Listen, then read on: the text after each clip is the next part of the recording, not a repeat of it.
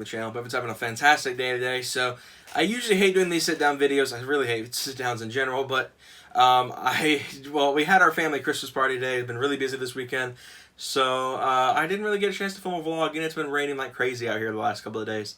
So this video is going to serve as kind of the yearly video I do, my goals for X year. Obviously, the 2020 is coming up, so that's going to be what we're going to talk about. I'm going to have the dream section, which is going to be things that I really want to do, but the stars kind of have to align to get it done. And then the things that I'm actually planning on doing, it's like the dreams, but stuff that is more achievable and probably stuff that's going to happen, actually going to go through with happening. And then I have some other stuff I want to talk about at the end. So let's get started. So the dream stuff. What all the stuff that I would dream of doing this year? The first one is, well, making my first ever drag pass. Now, you guys know I've been wanting to do drag racing for several years now in the truck. My friend Michael, you guys know Kindlestone, actually does drag racing in his car, his 2018 Scat Pack, which has made me just want to get into it even more. Hayden's even interested in doing it with the S2000. I don't know if he's actually going to do dig drag racing or if he's going to wait for like a roll race event to go on. Because I know that's more his up to his, like, where he wants to be, because AP1s and their diffs are kind of sketchy. But obviously I want to make my first drag pass this year, but of course a lot of things have to align for that. I have to have the equipment, I have to have the truck prepared. I want to have, you know, a bunch of things done to it. I want to get the engine rebuilt, which is I'm going to talk about later. I want to get a diff in, which I'll also talk about later, and then I want to get a drag pack, which I'll talk more specifically later on, because a lot of people are going to cringe until I explain the situation and why I want to get it. But from there, I want to run on the first pass. I want to be able to see if I can contest the record. According to drag times right now, the quarter-mile record is 16:1:83, and I don't know the eighth-mile record because we have more eighth-mile out here, so that'd be more important for now until Streetcar comes up next year, in which case I'll be able to run the quarter record, at least contest it, if not beat it. I don't have that much confidence that I can easily take on the first pass off the trailer or first pass, you know, like, you know, there. But that's kind of the goal, is I want to be able to run my first pass on 2020. Like I said, a lot of things have to align, but I'll go into that later on. But I feel like that's the most attainable of the dreams, because a lot of stuff still does have to align, but if everything does, I'll be on the track at some point next year. Possibly at Street to Strip or a streetcar or something like that. So the next one is I want to drive, well, Tail of the Dragon. You guys probably are so confused by this because, like, Jordan, it's a truck. It's like the worst car to take on Tail of the Dragon. Oh yeah, I agree. But I want to do it for more experience purposes than I do trying to rip up the road at 100 miles an hour through turns in a vehicle that can barely handle its own speeds without flipping over. That was an Explorer joke that I don't know. They say the rollover rate's really bad. I don't understand sometimes, but my truck is lowered, so I don't have to worry about it as much. But anyway, it's not as much for trying to haul butt and try to really push the limits of the handling characteristics of an Explorer, but I want to have the experience of driving down the road. And one day when I have a car that can carve up them roads better, I'll go back up there. But right now, all I have is my truck, so can't really do that. Backstory on that is we usually take a family vacation every year, usually to Panama City, but I've been going to Panama City twice every year now with Hayden's family, which I'm very thankful for, and I'm really hoping that they invite me back again next year, because it's always a blast with them going down there. It's always fun. I really enjoy my time with them, so hopefully we'll do that again in 2020. And you guys seem to enjoy the videos that come out from that too. The Panama City trips videos have always done really well. But we usually do a family trip down there as well. But this year, I kind of proposed the idea, because my mom's been wanting to change the scenery from Panama City, because we've gone there, I think, 6 years in a row. It's kind of gotten a little old, I guess. So I've been wanting to suggest the idea of moving to a different location. My idea was the mountains, more specifically around the Pigeon Forge area, closer to the Tail of the Dragon. My dad and I both love that road to death. It's kind of like on both of our bucket list to ride Tail of the Dragon at some point in one of the cars. So that's kind of my idea. My idea was we take the three cars there, like obviously the Kia. Liam isn't really too interested in driving Tail of the Dragon in the Kia. Right now, at least he isn't. So obviously it'd be the Equinox, the Mustang, and my truck. And going up there, obviously me and my dad would go out and hit Tail of the Dragon at least once. I'll, of course, have the camera rolling for that, because it's going to be interesting to see how a sport track would handle Tail of the Dragon. Regardless if it's lowered or not, I still don't have that much faith that it's going to be able to handle it that well, but we're going to try and see what we can do with it. from there, that's kind of that. So I've suggested the idea of just going to the mountains because we go to the beach every year, and I love the beach. People watching is fantastic. But I like also going and experiencing different things. So obviously, a mountain area with Tail of the Dragon would be fun and a new experience that I'd love to enjoy and partake in. From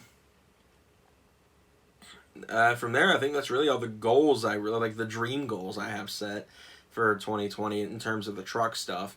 In terms of achievable stuff, the first one, and this is pretty much a definite at some point earlier on in the year, probably about February, March, is getting a rebuilt engine.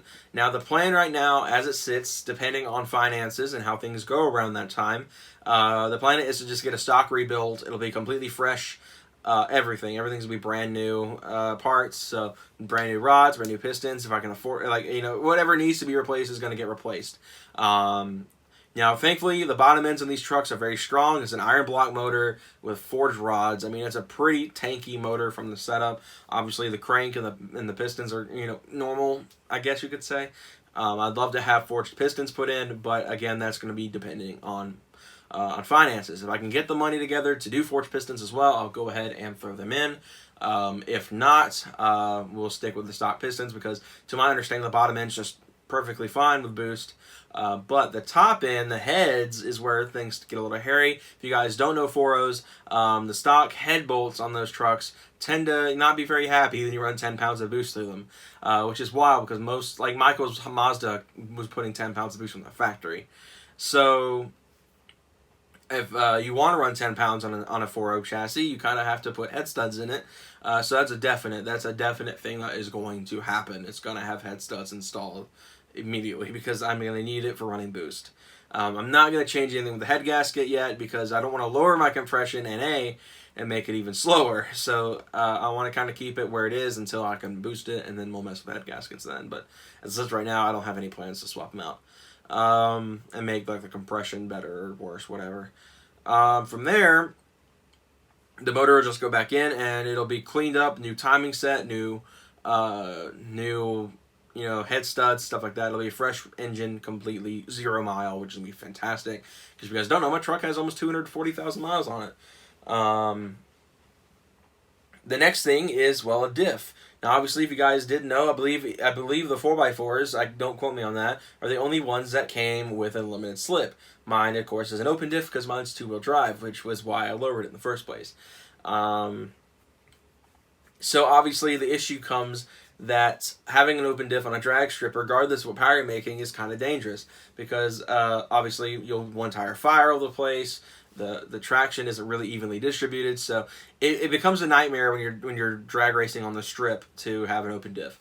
So obviously the limited slip is one of those things I really want to get taken care of. I'll probably invest in the Ford Performance diff because you guys did know the Sport Track did come with the 8.8 out of the factory, so there's nothing you have to worry about there in terms of the diff. You don't get the 7.5 or anything like that the 3.8 Mustang had or something like that. You get the 8.8 out of the box. From there, we'll obviously, have the argument of whether I want to stay 373s or go 410s. I'm probably going to stay 373s because with boost, those 410s are just going to hit too hard, and I'm probably going to wind up killing myself in it. And I don't want to do that. I kind of like living, so I'd like to have, some control. Even though the gears will be longer, it'll help me get better gas mileage still because I am going to have to start taking more highway trips, so I'm going to need to have, some better gas mileage. From there, obviously, talked about the drag pack earlier. So a lot of people are going to be sitting here complaining, but Jordan, you don't need a drag pack. Your truck only makes 200 horsepower. You don't need Mickey Thompson's yet. So here's my argument. I don't care. I like the look of a drag pack. A lot of people would do a drag pack just for looks, and to them, cool. I'm with you all on that. I like the look of a drag pack, and I've never seen it on an Explorer before, so it'll be kind of a new look for me to see. But also because I want to save my street tires. My Nexans that I use on my truck, because I have 20-inch wheels, cost almost $200 per tire to replace, which is wild, and I hate it. So obviously I don't want to burn through my Nexans while I'm trying to drag race, and I'm one of those. I want to make sure I get the best result every time. So in that case, I'm gonna need to do a burnout every pass. So having the drag pack will allow me to not burn up the Nexans on the motives.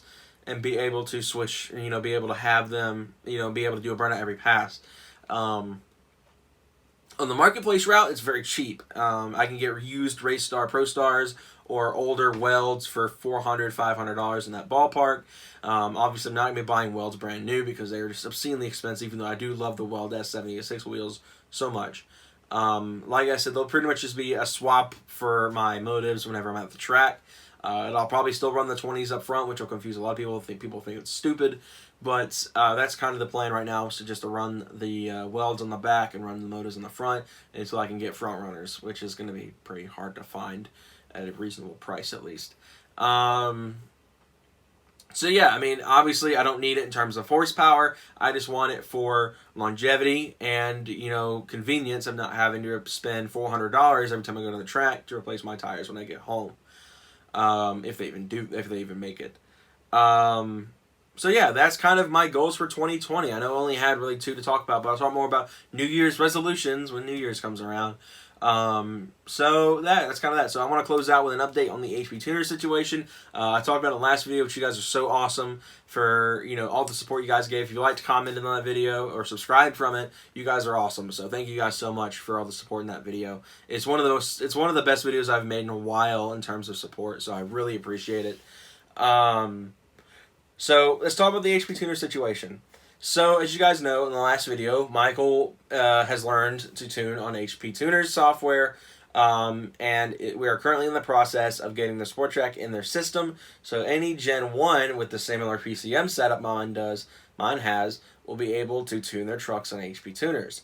Due to the fact that HP Tuners themselves have said, at least to me and Michael's understanding, that when you do send those PCM informations in when they're not in the system, they add it in future firmware updates. So any of you guys that don't trust SCT for some reason and wanting to tune your Gen 1 are now going to be able to have the HP Tuners route, which is going to be awesome.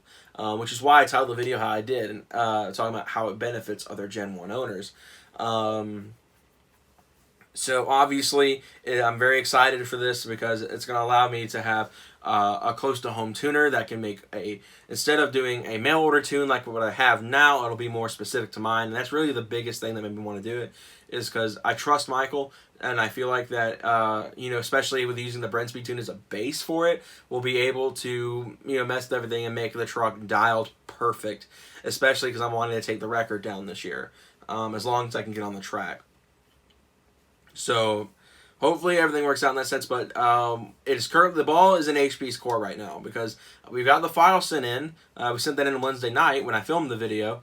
So pretty much we're just waiting on HP to get back with us and send us everything we need to have to get started messing with everything, like the Brent Speed tune and everything else, and we'll be able to have the truck dialed in perfectly. So yeah, that's that. So I hope you all enjoyed this video. If you did, be sure to leave a like, subscribe for more content coming soon on the channel. I got about $65 worth of stuff tonight at the Christmas party, and a really cool gag gift that my uncle gave me, and it'll show off in the next vlog.